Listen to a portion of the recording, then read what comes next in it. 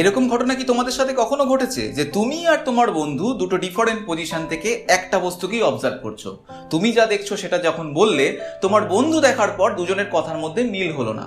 ও বলছে অন্য কিছু, তুমি বলছো অন্য কিছু। তো দুজনের কথার মধ্যে যে এই অমিল তৈরি হলো, তাহলে কি তোমরা দুজনে মিথ্যা কথা বলছো বা ভুল বলছো? না, তোমরা দুজনে ঠিকই দেখছো এবং ঠিকই বলছো। তাহলেও কথার মধ্যে অমিল কেন? কারণ সে যেহেতু অন্য পজিশন থেকে অবজার্ভ করছে আর তুমিও অন্য পজিশন থেকে অবজার্ভ করছো, তাই তোমাদের দুজনের দেখার ধরন আলাদা। তো এটা কি আজকে আমরা আমাদের এই ফিজিক্সের চ্যাপ্টারে ভালো করে বুঝবো। এবং এই চ্যাপ্টারটার নাম হচ্ছে কাইনেমেটিক্স বা স্মৃতিবিজ্ঞান। আমাদের ফিজিক্সে মোশন রিলেটেড পার্টকে দুটো জায়গায় ভাগ করা হয়েছে, একটা কাইনেমেটিক্স আর একটা মেকানিক্স। কাইনেমেটিক্সে কোনো বস্তুর গতি সম্পর্কিত সমস্ত তথ্য বলেছে, কিন্তু এই গতির পেছনে কারণ কি, অর্থাৎ কোন ফোর্সের জন্য এই গতিটা হলো, সেটা নিয়ে এখানে আলোচনা করবে না। আর এই বিষয় নিয়ে যে চ্যাপ্টারে আলোচনা করা হয়, অর্থাৎ গতির পেছনে কারণটাকে নিয়েও আলোচনা করা হয়, সেই জায়গাটা বা সেই চ্যাপ্টারটার নাম হচ্ছে মেকানিক্স। তাই আজকে আমরা গতি সম্পর্কিত তথ্যগুলো সম্পর্কে জানবো। এই চ্যাপ্টারের বিষয়বস্তুগুলোকে ক্লাস 9 এবং ক্লাস 11 দুটোতেই পাবে। তাই তোমাদের প্রত্যেককে আমি বলবো যে এই জায়গাটাকে অবশ্যই ভালো করে বোঝার চেষ্টা করো, কারণ পরবর্তীকালে নিউটনের গতিসূত্র বা মেকানিক্সের আরো গভীর অঙ্কগুলো করতে গেলে এই প্রারম্ভিক ধারণাগুলো জেনে রাখা অবশ্যই দরকার। হ্যালো স্টুডেন্টস, আমি শুভদীপ স্যার, টিউন অফ ফিজিক্সের পক্ষ থেকে তোমাদের সকলকে স্বাগত।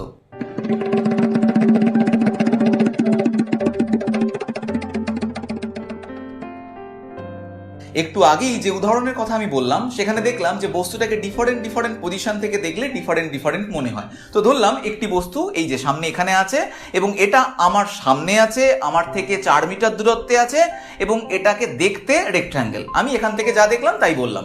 এখান থেকে আমার মনে হচ্ছে যে না, বস্তুটা রেক্ট্যাঙ্গেল শেপের নয়, বস্তুটা স্কোয়ার শেপের এবং আমার থেকে 5 মিটার দূরত্বে আছে এবং ডান দিকে আছে। এখান থেকে আমার মনে হচ্ছে বস্তুটার শেপ তো স্কোয়ার, ঠিকই বলেছে, বাট এটা তো ডান দিকে নেই, এটা বাঁ দিকে আছে এবং এটা আমার থেকে 3 মিটার দূরত্বে আছে। তাহলে এই তিনটি ঘটনায় 3 রকম ভাবে বলছি।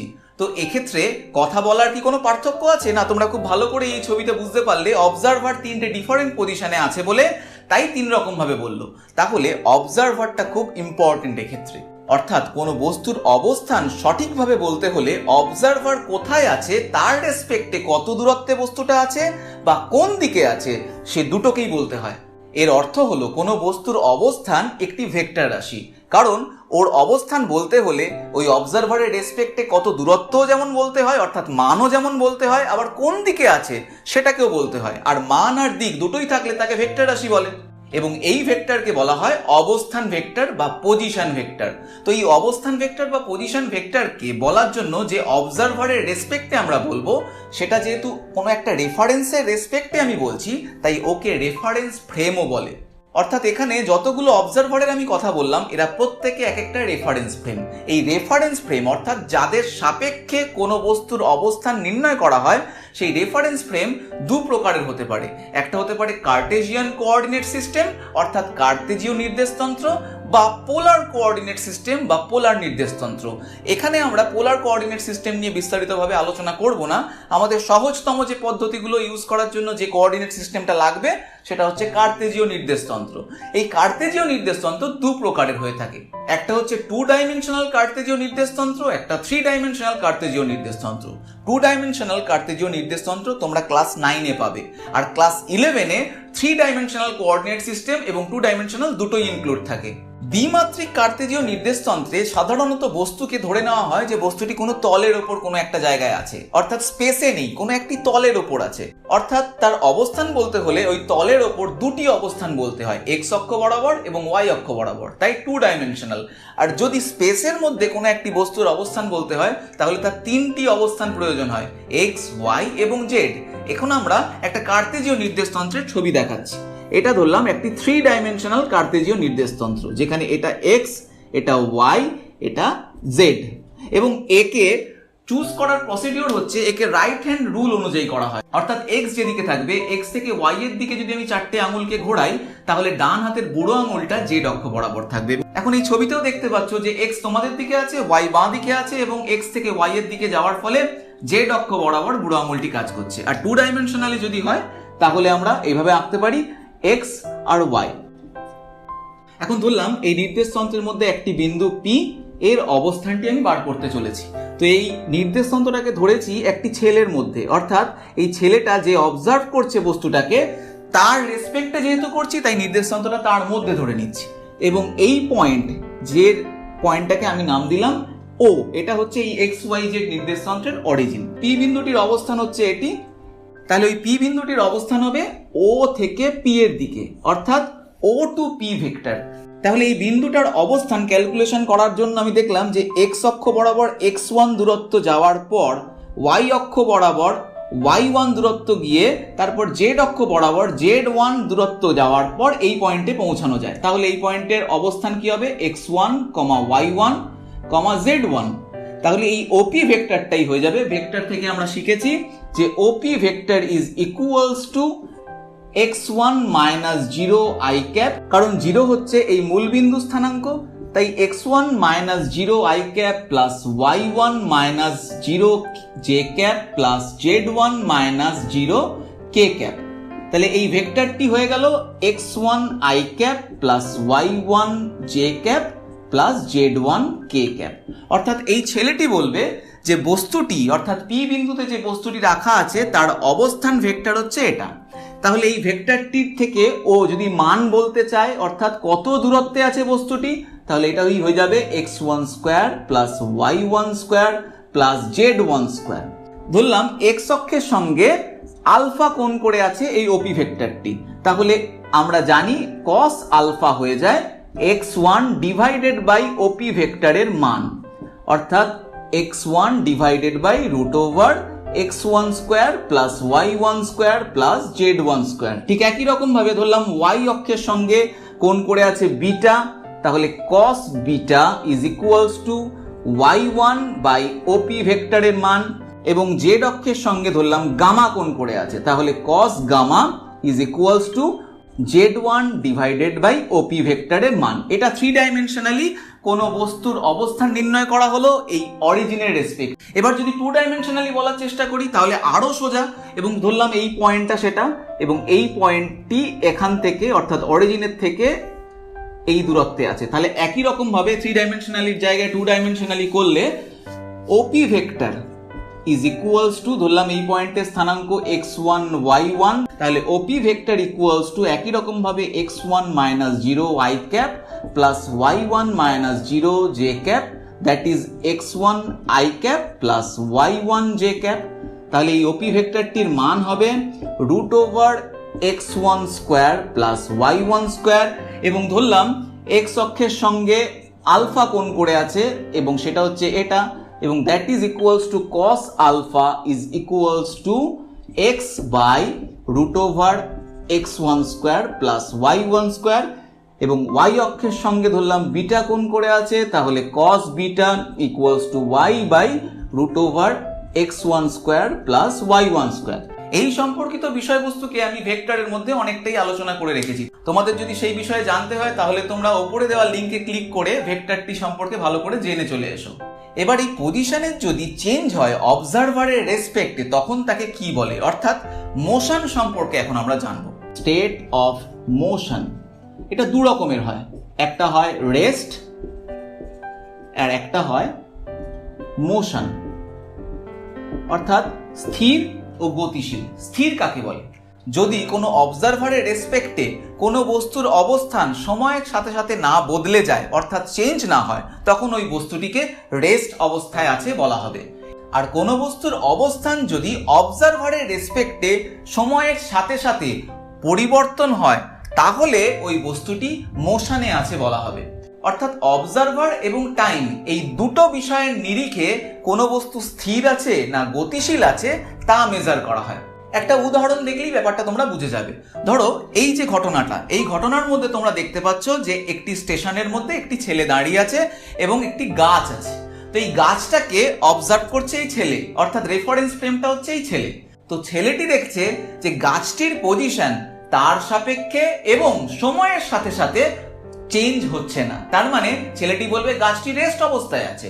এবার দেখো যে সামনের থেকে একটি গাড়ি চলে গেল, এই গাড়ির মধ্যে অপর একজন ব্যক্তি আছে এবং সে এই গাছটিকে অবজার্ভ করছে। তাহলে এখানে অবজারভার অর্থাৎ রেফারেন্স ফ্রেম হচ্ছে ওই গাড়ির মধ্যে থাকা লোকটি। সে দেখছে যে তার রেসপেক্টে সময়ের সাথে সাথে গাছটি পেছনের দিকে সরে আসছে। তাহলে এই অবজারভারের সাপেক্ষে এই বস্তুটি আবার গতিশীল। আচ্ছা বলো তো, এই দুজন অবজারভারের মধ্যে কে সঠিক?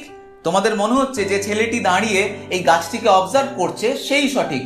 তার কারণ তুমি এখন মোবাইলে এই বিষয়টাকে অবজার্ভ করছো এবং তুমি স্থির অবস্থায় আছো এবং তুমি স্থির অবস্থায় থেকে এই গাছটিকে অবজার্ভ করছো এবং সেও স্থির অবস্থায় আছে তোমার রেসপেক্টে। তাই তুমি বলছো এই ছেলেটির কথাই ঠিক। আসলে দুজনেই ঠিক, কারণ দুজন দুরকম রেফারেন্স ফ্রেমে আছে। এবার আমরা বুঝবো যে এই মোশন ক প্রকারের হয়। মোশন 3 প্রকারের হয়, 1 ডাইমেনশনাল, 2 ডাইমেনশনাল অ্যান্ড 3 ডাইমেনশনাল। তাহলে 1 ডাইমেনশনাল মোশন বলতে বোঝায় যে যদি অবজারভারের রেসপেক্টে কোনো বস্তুর অবস্থান অর্থাৎ অবস্থান ভেক্টরের এমন পরিবর্তন হয় যে কেবলমাত্র তার একটি অক্ষরই পরিবর্তন দেখতে পাওয়া যায়, অর্থাৎ এক্স ওয়াই জেড এর মধ্যে হয় এক্স, না হয় ওয়াই, না হয় জেড, যে কোনো একটির পরিবর্তনই সে দেখতে পায়, বাকিগুলো কনস্ট্যান্ট থেকে যায়, তখন সেই ধরনের মোশনকে ওই অবজারভার বলবে 1 ডাইমেনশনাল মোশন। আর 2 ডাইমেনশনাল মোশন বলতে তোমরা নিশ্চয়ই বুঝতে পারছো যে যদি অবজারভারের রেসপেক্টে এবং টাইমের সাথে সাথে কোনো বস্তুর অবস্থান এমনভাবে পরিবর্তন হয় যেখানে দুটি কোঅর্ডিনেটের চেঞ্জ লক্ষ্য করা যায়, অর্থাৎ এক্স ওয়াই বা এক্স জেড বা ওয়াই জেড, তখন ওই বস্তুটির গতিকে 2 ডাইমেনশনাল মোশন বলা হয় অবজারভারের রেসপেক্টে। ঠিক একই রকম ভাবে 3 ডাইমেনশনাল মোশন বলতে বোঝায় যে যদি অবজারভারের রেসপেক্টে এবং টাইমের রেসপেক্টে কোনো বস্তুর মোশন এমন হয় যে তার 3টি কোঅর্ডিনেটেরই চেঞ্জ হয়, অর্থাৎ এক্স ওয়াই জেড। তাহলে 1 ডাইমেনশনাল মোশনের একটি এক্সাম্পল বুঝতেই পারছো, free falling of a body, অর্থাৎ একটি বস্তু যে ওপর থেকে নিচে ফ্রিলি ফল করছে, তাহলে সেই বস্তুটির গতি কিরকম হবে? 1 ডাইমেনশনাল, কারণ এখানে যদি কোনো অবজারভার ভূমিতে দাঁড়িয়ে পুরো বস্তুটার গতিকে পর্যবেক্ষণ করে তাহলে সে দেখবে কি যে এক্স আর ওয়াই এর কোনো পরিবর্তন হচ্ছে না, কেবলমাত্র জেড অক্ষ বরাবর তার পজিশন চেঞ্জ হচ্ছে, অর্থাৎ জেটা পরিবর্তনশীল, তাহলে সে বলবে 1 ডাইমেনশনাল মোশন। ঠিক একই রকম ভাবে 2 ডাইমেনশনালের একটা যদি উদাহরণ দিই, যেমন ধরলাম যে তুমি মাঠে দাঁড়িয়ে খেলা অবজারভেশন করছো, তো তার মধ্যে কোনো একটি ছেলে খেলে বেড়াচ্ছে মাঠের মধ্যে, তাকে তুমি দেখছো, তাহলে তোমার কি মনে হবে? সে কখনো এক্স অক্ষ বরাবর যাচ্ছে, কখনো ওয়াই অক্ষ বরাবর যাচ্ছে। তাহলে এই যে তার অবস্থান অর্থাৎ পজিশনের পরিবর্তন হচ্ছে টাইমের রেসপেক্টে এবং যেখানে এক্স আর ওয়াই দুটোই চেঞ্জ হচ্ছে, তাই তোমরা বলবে এটা 2 ডাইমেনশনাল মোশন। এবার 3D মোশনের একটি এক্সাম্পল তোমাদেরকে বললে, ধরলাম তোমরা একটা জায়গায় দাঁড়িয়ে আছো এবং তোমরা তোমাদের সামনে একটি পাখি বা প্রজাপতির গতি দেখছো। তো পাখি বা প্রজাপতি সে তো নিয়ম মেনে উড়বে না, যেদিকে ইচ্ছা উড়বে, তাহলে তার এক্স ওয়াই জেড তিনটেই পরিবর্তন হবে। তার জন্য এখানে যেহেতু তিনটেই চেঞ্জ হচ্ছে তাই একে 3 ডাইমেনশনাল মোশন বা 3D মোশন বলা হয়। তাহলে মোশন ইন এ স্পেস, এটার উদাহরণ হচ্ছে মোশন অফ এ বার্ড। তাহলে এই উদাহরণ ছাড়াও অসংখ্য উদাহরণ তোমরা তোমাদের রিয়েল লাইফে দেখে থাকো, তো তোমরা সেই সমস্ত উদাহরণগুলো থেকে তোমরা নিজেরাই এখন থেকে বিবেচনা করবে যে কোনটা 1 ডাইমেনশনাল মোশন, কোনটা 2 ডাইমেনশনাল, কোনটা 3 ডাইমেনশনাল। তাহলেও একটা জিনিস তোমরা বুঝতে পারলে, সেটা হচ্ছে কোনো বস্তুর পজিশন কোনো অবজারভারের রেসপেক্টে এবং টাইমের সাথে সাথে যদি পরিবর্তন না হয়, মানে চেঞ্জ না হয়, তাহলে সেই বস্তুটা রেস্ট, আর যদি চেঞ্জ হয় তাহলে সেই বস্তুটা মোশনে আছে। এবার খেয়াল করে দেখো এই উদাহরণ 3টিতে যে অবজারভারের কথা আমি বলেছিলাম সেই অবজারভার কিন্তু রেস্ট। তো সেই অবজারভার যদি গতিশীল হয় তাহলে যেটা সে 1 ডাইমেনশনাল মোশন রেস্ট অবস্থায় বলছিল, গতিশীল অবস্থায় তার ওটা 2 ডাইমেনশনাল মনেও হতে পারে, আবার 3 ডাইমেনশনালও মনে হতে পারে। দ্যাট ডিপেন্ডস যে অবজারভার তার গতিটা কেমন। একটা উদাহরণ বললেই তোমরা ব্যাপারটা বুঝতে পারবে। ধরলাম তুমি রাস্তার উপর দাঁড়িয়ে রয়েছো এবং স্ট্রেট রাস্তা বরাবর একটি বাস চলে যাচ্ছে, তো তুমি দাঁড়িয়ে কি বলবে যে না, এই বাসটির গতিবেগ 1 ডাইমেনশনাল মোশনের মতন, কারণ ওর কেবলমাত্র এক্স চেঞ্জ হচ্ছে, বাকি ওয়াই আর জেড চেঞ্জ হচ্ছে না। এবার তুমি যদি এক জায়গায় না দাঁড়িয়ে থেকে সাইকেল নিয়ে ধরলাম আড়াআড়ি ভাবে রাস্তাটাকে ক্রস করছো, তাহলে তোমার রেসপেক্টে কি মনে হবে? তোমার রেসপেক্টে মনে হবে যে বাসটা স্ট্রেট যাচ্ছে না, বাসটা আস্তে আস্তে পিছিয়ে চলে যাচ্ছে। তাই এখানে তোমার মনে হবে যে এক্স আর ওয়াই দুটোই চেঞ্জ হচ্ছে, তাই যদিও তুমি যদি স্থির থাকো তাহলে তোমার ওয়ান ডাইমেনশনাল মোশন মনে হলো, তুমি যখন গতিশীল আছো তোমার তখন ওটাকে টু ডাইমেনশনাল মনে হচ্ছে। তাই অবজারভার কেমন অবস্থায় আছে তার উপরও কিন্তু এই ডাইমেনশনাল মোশনগুলো ডিপেন্ড করে থাকে। তাহলে আজকের এই ক্লাসটি থেকে তোমরা কাইনেমেটিক্সের একদম বেসিক অ্যান্ড ইম্পর্টেন্ট ধারণা পেলে যে what is rest and what is motion. এই ধারণাকে কাজে লাগিয়েই আমরা সরণ, বেগ, ত্বরণ ইত্যাদি সম্পর্কে আরো গভীরে যাব। তো তোমাদেরকে এই পরবর্তী ক্লাসের আগে একটা গুরুত্বপূর্ণ টপিক আমি জানিয়ে দিচ্ছি।